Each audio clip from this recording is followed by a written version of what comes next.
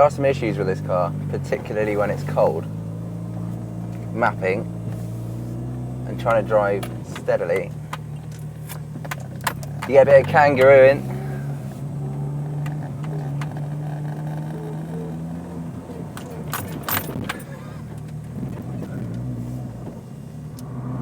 But just driving this as a normal road car, it drives surprisingly well, really, considering it's got an aftermarket ECU that's been fitted. A lot of cars that are mapped with standalone management or aftermarket ECUs are nowhere near as good as the standard ECU that's been specifically mapped for months on end by the manufacturer, the car manufacturer. So like cold start and all sorts of other fields like axle fueling, things like that. They're not precise, they're not perfect, especially when the engine's cold, and it takes a lot of time to like perfect the map on each different engine. But this is not too bad. There's flaws. There's a few like weak spots where it's running lean or something, but by far it's not the worst that I've driven. But you still notice these little things. It's not a standard car. It doesn't idle like a standard car. It doesn't drive like a standard car. The clutch is ridiculously stiff.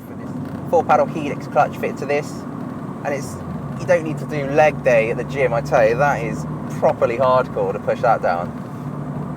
Steering's nice and precise. So it drives quite nice. It's not a violent ride. I mean, this was built to be a fun road car that you could take on track if you wanted. And as everyday driving, it's not too bad.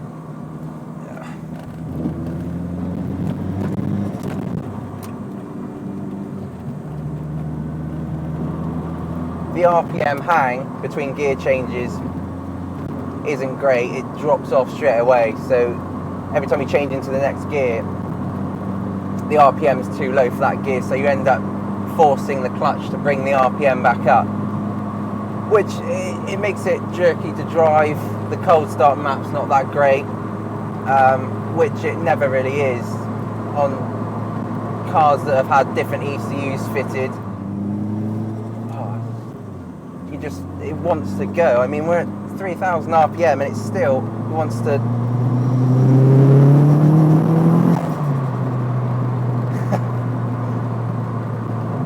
There's a lot of torque on this engine. A lot of torque for the size of the weight of the car. It's immensely powerful. Immensely powerful. The brakes are extremely good as well.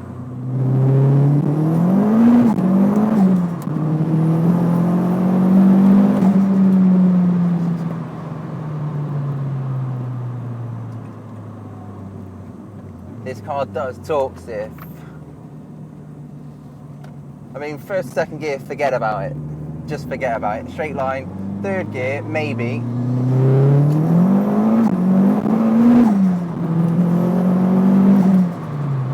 That is seriously quick. Seriously quick.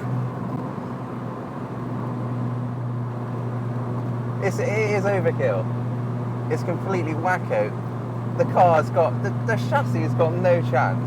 Front wheel drive, open differential, it just breaks traction straight away. But it motivates, it still gets on, it still pulls the car, even though it's, losing traction, it's still scrabbling, it's firing you along the road. It gives you the feeling like you're taking off in a plane.